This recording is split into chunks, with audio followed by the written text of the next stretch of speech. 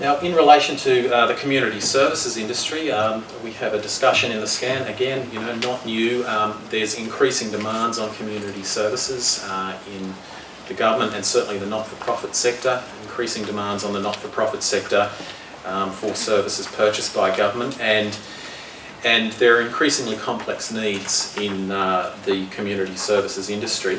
And we need to continue to see a not-for-profit sector or non-government sector, community managed sector, that's consistently viable and sustainable, and not least in relation to its workforce and its organisational capacity. So we're seeing in the scan we need to continue to focus on a workforce that's competitive and adequately recognised and valued, and often where the workforce has actually been devalued in the past.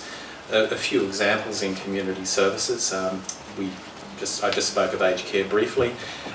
People do want to remain in their own homes and in community settings with more complex needs, so we will need to see work roles which are able to work to those needs of clients, and service models as well that focus on independence-based approaches, rehabilitation and self-management. So we'll need to see some new models developing those areas, and new roles. So the community care worker may not just be a community care worker looking after the domestic situation. They may need to become therapy assistants, assisting allied health professionals or other health professionals, focusing on those client needs to keep them in that setting. In the area of mental health, we are seeing increased demand for mental health services, and the potential need to expand community-based delivery and to better integrate services across the clinical or biomedical, community managed and consumer peer worker continuum.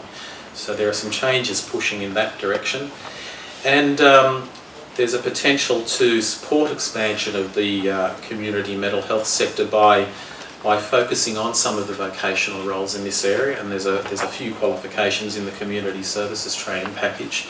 But we also know that this type of work and roles on a recovery-oriented approach are developing and emerging as well.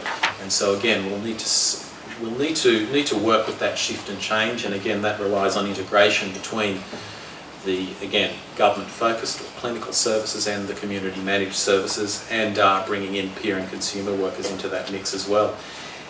In the disability sector, again, I mentioned the new Productivity Commission report proposing a national disability insurance scheme, and I'm sure people who saw that report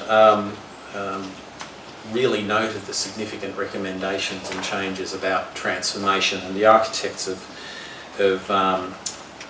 the insurance scheme said that it should be transformational, and so certainly changing to 100% government funding, focus on individual funding as the way services are delivered, and supporting consumer ownership and management to actually purchase services outside of the community services industry are all fairly significant changes, and no least a doubling of funding.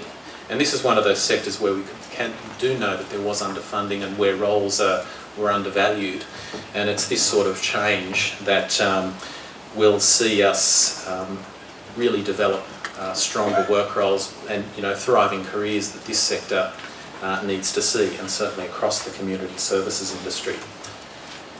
Now in the health industry, again we have a commentary about the industry, continuing from last few years but acknowledging changes as well. There's a focus on person-centred delivery in the health industry, and a focus on, again, non-hospital based or subacute, ambulatory and community settings in health.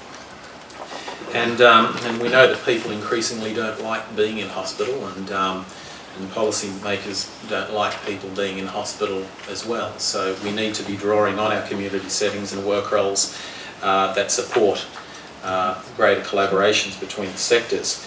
And the information that we're getting, and again this is nothing necessarily new, we need to see more multidisciplinary roles across the professions of allied health and nursing, extended scopes.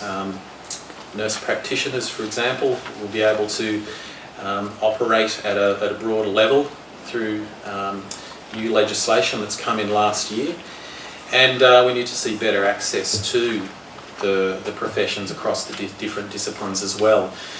And again, a message that's coming through is we'll need to see, in addition to more advanced practitioner roles, a focus on more assistant roles as well. Some of those that we cover in the community services and health training packages, but potentially emerging of some of those. Again, we mentioned the allied health assisting and the aged care roles. Can we seek to bring those together to reflect work roles that might be working up through the medical, nursing or allied health areas?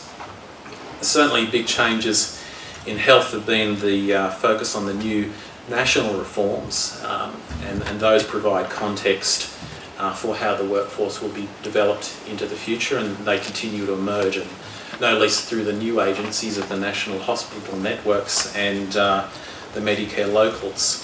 So the eScan, again, it focuses on, again, we have this message about the client and retaining the client's functional independence, and the need for us to focus on work roles and collaboration across the acute disability aged care, community mental health, oral health, allied health and areas of aged care. So again, I think we have some strong messages in the scan which we can use to actually work within that health reform agenda.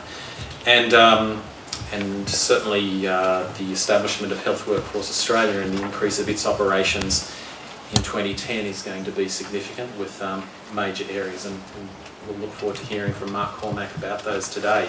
In relation to the education sector, look, we need to see a stronger vocational sector that sees better quality and better consistency, because we're using it a lot more, especially to address more complex needs.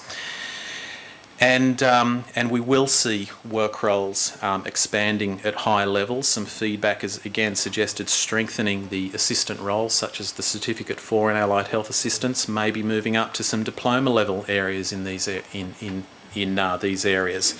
And certainly the nature of these roles is different, around the world. In the United States, for example, there would be allied health assistant roles that are a degree level, reflecting the change of skill mix. And so similarly, we're exploring in Australia physicians assistants and psychology assistants who might be pitched at the degree level as well. But this just focuses us on the need to really explore the way these packages work and the way the education sectors work as well. Just finally, on a workforce development agenda, and Rod touched on this, and we'll be speaking about this later on. We're not just focused on qualifications and the delivery of skills. We need to be focused on the utilisation of skills, and no least to actually support capacity in the community services industry and reforms in the health industry. And just a final point on this, I think regional or place-based approaches are often a good way to go here, because the people affected by change and reform are often the best people to choose how it should happen in a workforce or regional planning sense. So look, I will leave it at that, and sorry it's probably been a bit longer than I should have gone on, and look forward to the rest of the day.